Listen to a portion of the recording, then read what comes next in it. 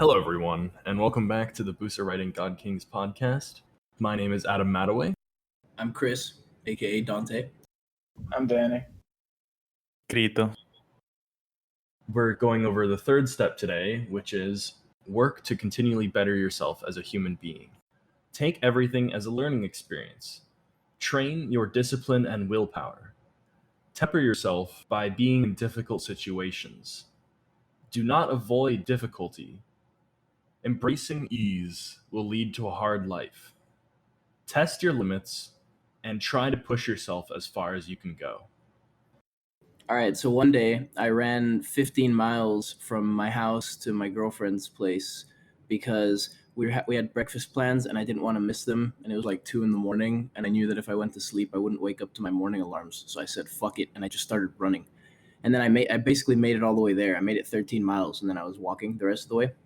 And then, because I realize that now is like now if I have to run 5 miles, I got it. If it's an emergency situation and the place that I'm going to is like 5 miles away, 6 miles away, 7 miles away, I know I can make it there. Yeah, that's another form of pushing yourself. A more everyday example for me is working out. Every week, I'm incrementing my exercises to push myself a little farther every time I reiterate them. I have to walk through the candy aisle at Costco whenever I go shopping. And I think for over a year now, there's been an item that costs $15.99 that I so desperately want every time I go in and out of that store and I walk by it. And it's I think, 5 to 10 pounds of Jelly Belly jelly beans. And it's this massive thing. It's ginormous. Bro, that's disgusting. That's a disgusting amount of jelly beans. I know. But I think about it every time I walk by that aisle. Every time I walk into Costco. Any Costco, they have it every single time. But getting familiar with that feeling of wanting and not getting and temptation and resisting helps. I think it helps. I feel like it helps. Have you gotten used to the resistance? I don't know. I still want it, but I still don't get it. So yeah, I would say if you're not getting it, I think it depends on how many instances you have of walking into a Costco and because if you go into a Costco very frequently and you're not getting it, then yeah, you've kind of gotten used to it. Even if you still feel the desire is never going to really go away. I mean, like, if you're around something that you want, you're instinctually going to want it. I don't know how to describe it. 2 months or 2 times a month for 14, 15 months now. Yeah, so that's chilling. You're chilling. All right, do you have so- any experience with this? Just like temptation and stuff, like resisting. No, working to continually better yourself. Yeah. I mean, I think it's just all about having a clear mindset. Like when I moved, I remember very clearly, I was a super, super different person before I moved to Miami. And when I moved, something clicked in my brain. Like I got to make a change because I was like super chubby and just like, I didn't do anything. Like all I did basically was just like playing video games and fucking around. So like once you get to a point where you realize your mindset has to change, then that's really the hardest part, right? And then like you said, you just kind of get used to resisting certain things, right? Once you get to that, like once you get past that initial barrier of like however long it takes or however many trips it takes for you to sort of start realizing that you can actually do it, that you can actually resist, then you're good to go. I think it's a little different than just resisting things. I think it's more getting used to discomfort, being uncomfortable. That's Right, yeah. the key is like finding moments where you feel uncomfortable and then forcing yourself to get used to it, because then you are now stronger for it. I agree. I do think though that part of that is definitely I think it's kind of in a step orientation. Like in the uncomfortable situation, sometimes there are situations where you desire a lot of things and if you first build up your resistance to that and then start putting yourself in a bunch of uncomfortable situations, it becomes easier. Because if I put myself in an uncomfortable situation and there's the temptation You just to said jump situation 4 times in a row. Jesus Christ, you. man! You don't All have right. to like critique So everything, right? yeah, Jesus. So I'm sorry, that just triggered me. all right, so when you're in any situation and that situation starts bothering your mental situation, then the best thing to do in that situation is to okay, anyway, is to Remove resist the yourself temptation, from the right? situation. Yeah, there you go, right? No, Yo, so you're starting to spit bars now. Situation, sensation. first thing, all right, is you resist the desire to do specific things. And then you put yourself in uncomfortable situations. Now, one thing that you can do is purposefully do something repetitively that is difficult. Like in Daniel's case, right? He could walk up in the Costco to the actual thing that he wants, the 5 to 10 pound thing. I've touched the box You've before. touched it. There you go. Exactly. So like he touches it, he can caress it, you know, I he think can about kiss it putting gently. it into my cart and just walking out of the store with it so many times. There you go. He can call it daddy. He can look at the nutrition facts. He can just, I don't know, whatever, right? Like the point is he can get himself as close to it as possible and then not do it, right?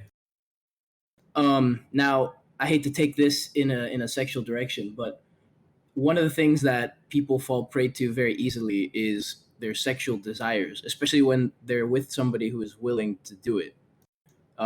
Meaning that if I'm at a party and I'm talking to some girl and it's obvious that she wants to like have sex with me or something, and I'm supposed to go do something else. Like maybe I'm supposed to leave the party. Like I was supposed to leave the party at 11 p.m. and like go to sleep because I have a test the next day or something. But instead, because this girl is willing to like have sex with me, like I'm like, you know what, fuck it, and then I just go and I have sex with her, right? It's a lot easier to fall prey, especially if you're turned on to your sexual desires, because most of the day you're not like sexually turned on. So because you're not generally in that state of being, your willpower in that state of being is completely different. It's the same thing as when you drink alcohol or you smoke weed, your inhibition's lower, and when you're sexually turned on, it's like your inhibition's lower, at least towards the sexual. I'll leave it at that, but I can give an example later about something to do to help train that up. Anybody have any comment on that? No.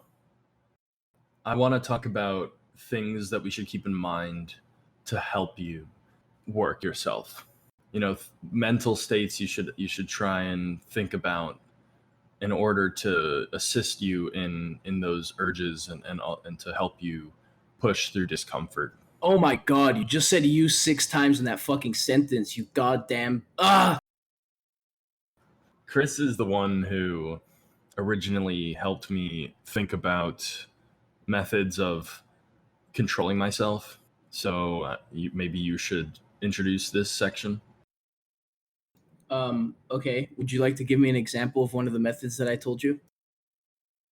Well, let's say, for instance, quitting nicotine. Okay, perfect. So Adam told me when he was coming to Miami that he was going to try to not smoke from his Juul.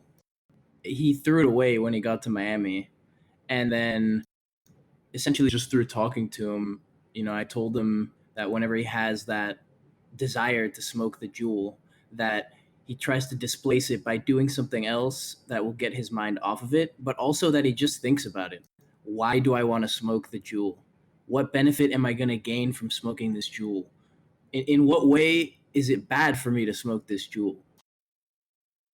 And just stopping and thinking about those kinds of things can help a Well, lot. it was more than that too. It was you being there for me. It was having a friend who I would tell me, you know, I will be disappointed if I see you smoking that Juul. And that thought of holding something honorable to my friend was the biggest fuel of all. Yeah, so another thing is like, let's say you're in a friend group and all your friends are super addicted to weed, right? Quitting weed is insanely difficult because every time you hang out with any of your friends, they're all smoking weed, right? But if you have one friend that stops smoking weed and is like, hey man, like I'm here for you, you know, like if you don't want to smoke, you know, there's another person in the room not smoking weed, right? If you hang out at a party and like there's 50 people and 49 of them are smoking weed and you're there not smoking weed, it feels kind of weird. Or same thing with drinking, right? People try to pressure you into drinking. But if you have someone to latch onto or someone that is kind of you can empathize with or is in a similar situation to you, it's a lot easier to avoid it. Yeah, no, it's definitely true, especially for drinking, right? A lot of us are college age / right out of college, and there's a huge drinking culture there, especially with fraternities. they'll go in and have this culture where you drink when you come in through the front door, you drink when you go in, uh, games around it, and it's really, if you don't drink, you don't really go there because you don't expect to go there and get away without drinking or without feeling pressure to do it in that way. If you go with someone who's also not drinking, you at least have that one bastion that you can always go to and say, hey, I wanted to come over here and get away from all the stuff that's going on around me. Plus, being sober around drunk people sucks because you have to take care of them. So if you have Yeah. another person that actually helps you out, that's like pretty huge. Well, Daniel mentioned the important part of all this, which is if you are in situations where your friends are feeding your inhibitions, you have to separate yourself from that to a degree if you ever want to change yourself, because it's almost too difficult to get that strength by yourself, especially if you don't have it originally. You need to separate yourself from that environment to gain that strength. All right, I'm going to touch on this here because I am of the opposite caliber of that exact opinion, in the sense that in the very beginning, I 100% agree that separating yourself from it is a good idea. But in the long run, if all you do whenever you come up to something that you really desire or have really trouble staying away from, yeah, in the long run, it's going to bite you in the ass if every single time you walk away from it, right? Because you need to develop the strength. So with Adam, he kind of latched onto me at the beginning and he developed the strength to stay away from the jewels, stay away from weed, stay away from bad influence. And then once he built up his own strength, now he can stay away from it on his own. Now, I would like to give a pro tip to anybody who wants to develop the desire on their own. First, you have to identify your weakness. What is the one thing that you cave to the most? Okay. Now, in my past, as I will quote Daniel from a long, long time ago, your dick has no discipline. All right. And those words stuck with me. Okay. That's Because it's a classic. Those words stuck with me because it was true. I was a very sexual crazed being, in the sense that a woman could dangle sex in front of me and I would kill everybody in the room to get it. So I decided this was a problem. When I started looking at my own weaknesses, I was like, all right, I can't be like this, because this makes me not powerful. This makes me be able to be controlled by other people. So what did I do? I underwent the most difficult month of my life, where every day, it's similar to there's a concept called NoFap, where you like don't you don't masturbate for like 90 days or whatever, right? Now, I took it a step further, and even though I was only doing it for 30 days, right? What I did was I would come home and I would do what's called edging, where you bring yourself as close to orgasm as possible, and then I would deny myself the orgasm. And the moment Sadistic fuck. I didn't even know What? that. You're Yep. such a sadistic fuck. That Yeah, sounds yeah, awful. no. So it's terrible. So I would get home and I would edge myself, right, like as close as I could, and then I would stop and I would immediately get up and like put my pants on and walk out of the room and just go and do whatever I had to do for that day. And I Bet did you this. liked that, didn't you? No, it was literally the worst thing on the planet. Kill yourself, right? Look, so after the 30 days, I finally got to the point. You're not friendly. I got done with the 30 days, right?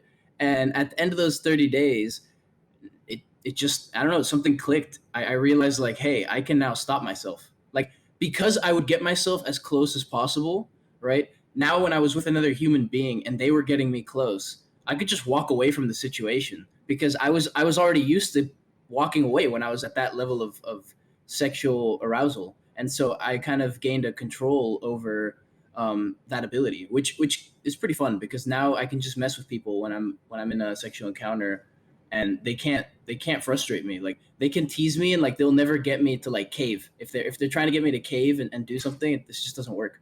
It's real fun. It's about building a healthy relationship with things that maybe you don't see too often, or that you don't even think that you might have a bad relationship with, or something that you can exert control over that you wouldn't think to normally exert control over. There's another part that Chris wrote in this path, which is you cannot cave to the whim of non-Busas.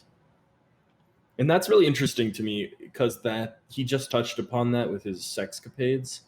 There are people who will tease him and want him to, go into the sexual urges with him, but he's learned to control himself about it.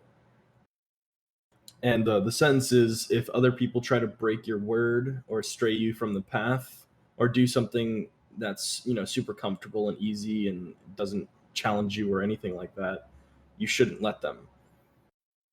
And that's part of what we were talking about with, separation and becoming strong is you have to, even though you might have like 5 friends that you hang out with every day and they all smoke weed and you smoke weed with them all the time, but you want to quit weed, you have to have that ability to say no to them. And until you develop that ability, you should kind of try to distance yourself from them until you develop it. Because if you don't have the ability to say no to your friends and all your friends smoke weed, it doesn't matter if you haven't smoked weed for a month or 2 months. Once you go hang out with your friends, they're going to convince you. I mean, again, unless you've developed that willpower to say no. When we talk about working to continually better ourselves as human beings, what does it mean when we say human beings or better, right? We have these three overarching things that Chris has provided. Take everything as a learning experience, train your discipline and willpower, and test your limits. That's within your definition of what it means to be a human being. So why these three things? All right. So take everything as a learning experience is simply because I am personally under the belief that you can take any experience, regardless of how negative or positive or fantastic it may be, and you can learn from it. And that I think that to better yourself as a human being, learning is a key element. The reason is, if I'm trying to find the solution to a problem and I don't gather all the information related to that problem before trying to solve it, I might not come up with the best solution. Like maybe Daniel, you tell me something about, oh, me and this girl, and then you tell me some very small situation, like one date that you went on, right? And then I give you a solution to the problem, not even knowing the girl, not even knowing like who she is. I've never met her in person, like I don't know her personality, and only going off of the very limited details you told me about that date, I come up with a solution. I tell you, oh, maybe you should tell her X, maybe you should do Y, right? Well, even if those solutions are good, they might not be the best solution because I don't have all the details. I would rather ask you about, like, oh, Daniel, what happened the last time you went on a date? How long have you known this girl? Like, there are other details I will try to pick at to understand the situation to the best of my ability, and then from there I'll come up with a solution. So I think in life, the reason is that I don't know what better yourself as a human being means. And I wrote it. I don't exactly know what it means to be the best human being that you can be. Maybe the perfect human being is the most selfish human being. Maybe they're an asshole, right? Because maybe better means to guarantee your survival, let's say, right? In which case selfishness would be a very good aspect to that, right? So that's why I think it's important to try to take everything as a learning experience, because the more knowledge you have, the better read you have on the situation, and the better you can direction yourself towards a specific thing. Let me see if I can nail it down real quick from my perspective. In the same way that we don't know how to find the best solution to a problem without seeing as much information as possible and taking into account all the details, how much they matter, the different goals that might come out, the different consequences of our predicted actions. We want to take in as many details as possible so that we can model what's going to happen or model the situation as best as we can. In an analogous way, we want to learn from as many experiences of our lives as possible so that we can try to be better, whatever that does mean. But having more experiences and more information behind our intention to be better can only make it more effective. I think it's just a complicated situation. It truly is. It's a test of both your experience and your instincts. So then why is discipline and willpower important for this? So we talked about learning, right? You want to absorb as much as possible so you can wield it as effectively as you can. Discipline and willpower, it helps you reach certain goals by not allowing yourself to stray from your path. That's a very ambiguous word. From straying what you want to do and instead being hijacked by maybe an instinct or a base desire. All right, so this is what I would say to that. So the learning thing is so that you can directly basically come up with a path or a goal or where you want to go, right? And then the discipline and willpower is the tool to then get there. It's like, let's say at the beginning, the learning experience, like taking everything as a learning experience, is like, all right, I want to run a marathon, right? Like I've just determined I want to run a marathon. The discipline and the willpower is like the fucking months of training I do to get my legs strong enough to actually run the marathon. Because even if I come up with, let's say I come up with the schematic for the best human, and I'm like, I want to be that human, right? Mm-hmm. Then, okay, it doesn't matter if I come up with a schematic. If I can't follow the steps to becoming that because I get pulled aside by my base desires and random temptations, then I'm not going to make it there. And if let's say like 2 out of 7 days of the week, I really strive towards making it there, and the other 5 of the days I stay stagnant. Well, sure, maybe I'll make it there, but I'm not going to make it there as quickly or efficiently as I could. So this is as it is, a 3-step plan where you define your goal and you look for the best decision that you can make, the best goal you can set, or the best idea that you can pursue. Then, in order to actually pursue these things, in order to try and make progress on them, you require discipline so that you're not being pulled in all these different directions for things that may be less important or things that don't require as much of a prioritization as the goal that you've set out for yourself. Then what about testing your limits? Is this maybe a refinement that you can now utilize what you have available to you even more? You can use more of the resources available to you, or use more. Yeah, I would say that it's like, tools. Like when you test your limits, it's kind of like if you have a tool bag with a hammer and, I don't know, I'm too lazy to think of another tool. You have a tool bag with a hammer, right? It's like if you have 2 of them, you can take one and see how many times can I hit this hammer? How many times can I use this hammer? How strongly can I use this hammer until it breaks or until it wears down and isn't effective anymore? And then now you have the second hammer, which is perfectly fine. And now you understand in the future, okay, now I know that I can nail in 300 nails in an hour, and that's the upper limit of this hammer. Otherwise, I'm going to be damaging the hammer too much. Something like that.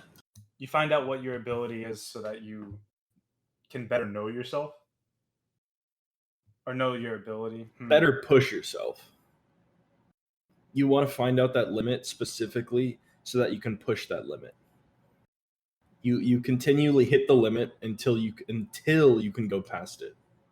I think there's also something to be said about the confidence that you have in having done something already. You know what to do within your power. How do you feel about this, Krito? Because it's been a while since I saw you recently, but before that time I saw you recently, it's been a while. I haven't, been able to really talk to you about how you've been in terms of discipline, willpower, that kind of thing. Yeah, it's tough, I mean, I moved out to Phoenix last year by myself, basically. I don't know a lot of people, but essentially, if you don't have kind of like a support system, right? Like you guys do or like we're all doing right now with the whole Busa situation. I think it's so key in having discipline, because like I was pretty good with everything, like working out, working, all of that for the first like 9 months that I was here. But then the last 3 months, I just kind of slipped a little bit, and I started slipping a bit, and like working out and stuff, not being consistent, and like maybe slacking off at work a little bit. And when I was in Miami last week talking to Chris, he kind of like pushed me right back into where I was supposed to be.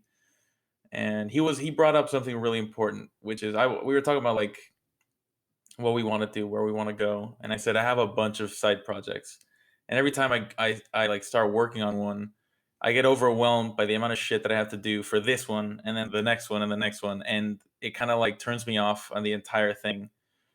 And he brought up this really important idea: is don't feed the thought child of your goal, right? If you're thinking like, oh, let's say I want to build an app, and I also want to fucking become a pilot or some shit, right?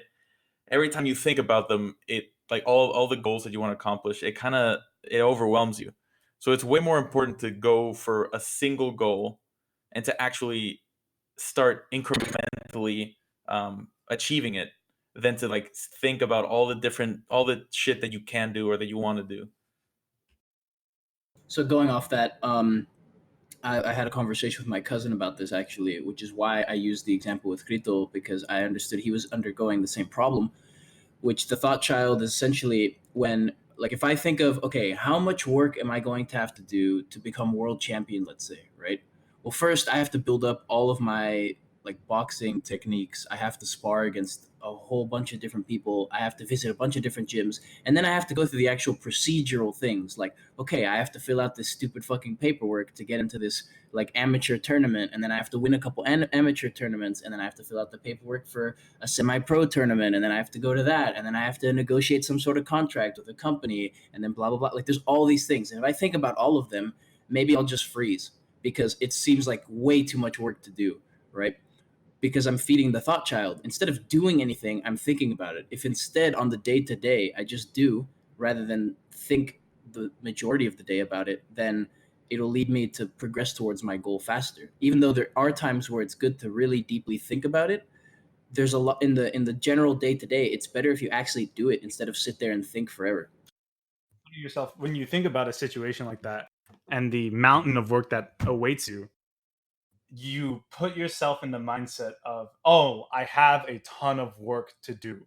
When in reality, what you have to do within the day or within the week, let's say even just within the hour, is not that much, right?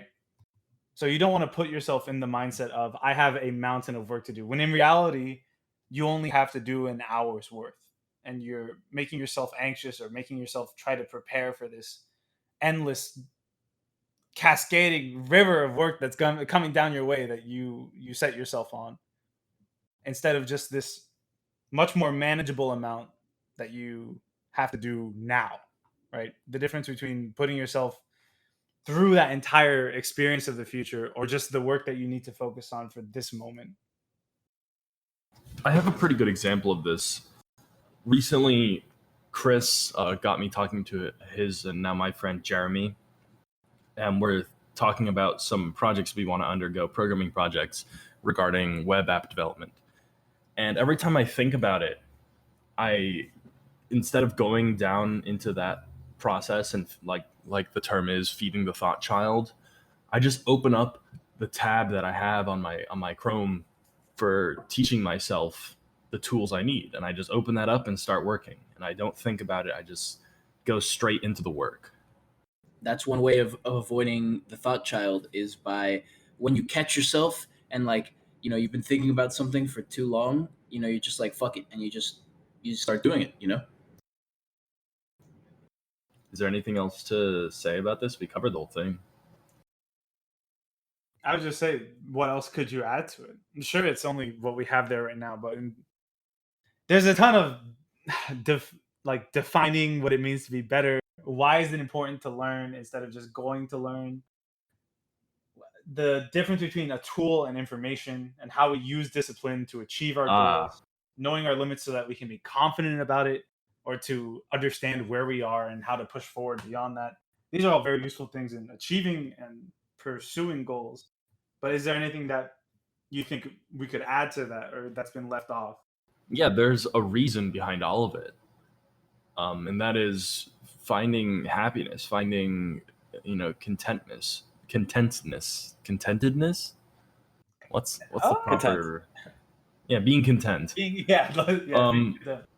Because when you are becoming better, when you're achieving the things you want to achieve, whether you're doing it slowly or fast, you will be happy for it, and you'll see yourself in a better light. And that really is the end goal, is to be happy as a person and be happy with yourself.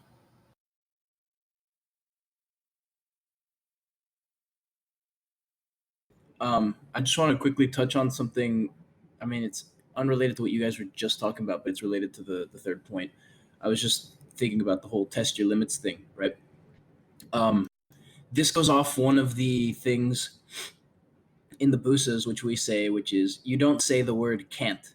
Like you never just go, I can't, blah, blah, blah. Oh, I can't do that, right?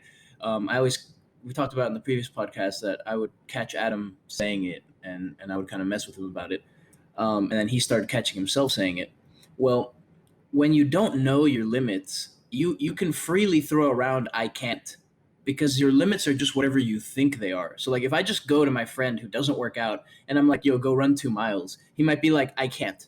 Right? Because he thinks he cannot run 2 miles because he has never had the experience of running 2 miles or running anything close to 2 miles. He's never tried to run 2 miles.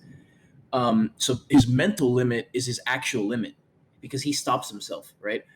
But in all actuality, the human body can, most people that are not particularly like severely overweight or whatever, when forced to in some kind of life-threatening situation, pumped with full of adrenaline, could run 2 miles, right? I'll shorten it to one to be more general. But a lot of people will say, "Oh, I can't do that," right? Because they mentally limit themselves.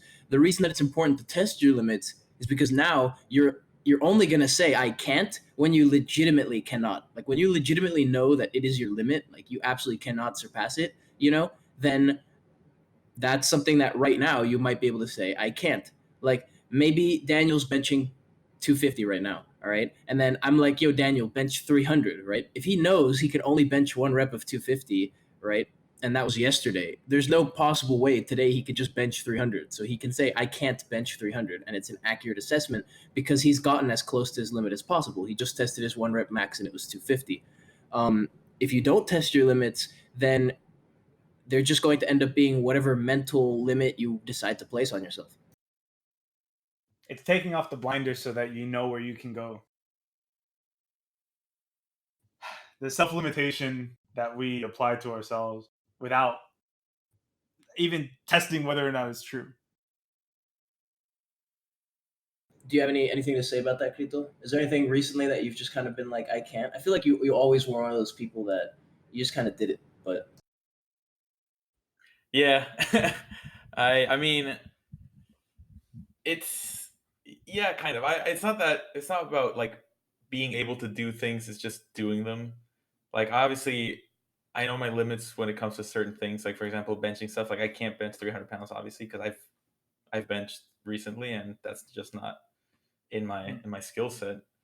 But just kind of like going for shit uh, when it's like, how do I explain this? Just just do shit that that makes you happy, basically. I mean, I'm kind of straying off into a different point, but like a lot of people, just when given a certain opportunity, they when they're in a comfort zone, they're like, no, I can't, I'm busy right now, whatever. But like if you actually have the ability to do whatever whenever an opportunity comes up, if you have the ability to actually partake in it, then I always do.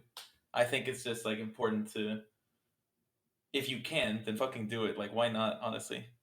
That's a really important point. I've seen it a lot in myself, but I also see it in a lot of other people. When you invite someone out and they say, "Nah, I'm comfortable right now. I don't want to do anything," and if they're honest about that, then fine. But even still, it like you said, it's just so important to take every opportunity you can get, because if you meet someone new and you end up making a great connection with someone who can help you later on, or someone who you can become great friends with, then it's an opportunity you would have missed otherwise. yeah, definitely. And I think as far as like with Krito, one of the things that I really appreciated was recently when he came to visit me. I told him I was like, "Hey, let's work out together," and he said, "Yeah, sure, whatever," right? And then we worked out together, and that's something that very few people have. Like, let's say within my friend group, I know Adam always is down. Anytime I'm like, "Yo, Adam, let's work out, let's do this," he's like, "Yeah, whatever, why not, right? Like, let's do it. I can do it, so fuck it, I'm doing it, right?" But there's a lot of people that like, I'm like, "Hey, like, let's when you come over Saturday, like, let's do leg day or whatever," and they're kind of like, "Oh, nah, like I can't, blah blah blah blah blah," right? But then they come over anyway and they just watch me do leg day, and I'm like, if you're here, you can do leg day. You're just selecting not to. Wait, people watch you do leg day? Yes. People What will the come f- over, and I will be talking to them while doing It's leg called day, and they masochism. don't want to do leg day. Bro, what the fuck is that? Like, who does that shit? What? It's like going to the gym with your buddy. But you just watching him work out? Like, no, fucking bullshit. Bro, Don't have be you a bitch. seen Chris's legs? Sometimes you just gotta watch. Yeah, they're skinny white boy legs. Wait, is that true? Yeah. I haven't seen Chris's legs, so I don't actually know. It's been forever. He always wore pants. Yeah, it's boy, actually pants rare, are the way to isn't it? go. Chris hides Do you his have power bad level. calves, Chris? Do I have what? Bad calves, like genetically? Bro, yeah, I have terrible calves, man. They're small as fuck. No, They're mad strong. Like I max out the calf raise yeah, at yeah. the gym, no it's problem. just they're not big. They're not big, right? So people underestimate them real heavily. And same thing with That's my the thing. quads. But at least my quads, they're like rocks. Like I flex them and it's just like boom. 2 hours later. All right. So any final words? I mean, I said everything I needed to say here. Mine is just the application of oneself to better oneself requires some thought. We did some thinking. Keep doing it. I don't know, something like that. To quote Love it. to quote Shia LaBeouf, just do it. To quote Just Michael. do it. And Grito, any last words? Thank you for, by the way, we totally forgot to mention Grito is the first guest on our podcast. Probably should have said this at the beginning. Yikes. Yikes. You can edit it into it, right? I don't know. Nah, how. no. Grito we'll is the leave it first raw. guest on our podcast. So glad to have him. Bro, I Amazing feel time, Grito. this is a true honor, really, to be the first guest here. Feels good. I feel love in this Chili's tonight. And yeah, just be happy. Oh, it's just a pleasure. I'm glad you had an enjoyable experience. Yeah, well, welcome, Krito. We all love you. Thank you. I love you too, Adam. Oh, right. babe. Aw. Well, Krito can be the first one to give the honors. Go ahead, Krito, say it. Wait, say what? The But how is he thing, the supposed one to know? person. No, he knows. Let's see if he can remember. There's something you got to say at the end of the podcast that we all say. Oh, fuck Craig. Yeah, fuck. fuck Craig. Get the fuck out of here, Craig. All right. Who the fuck is Craig?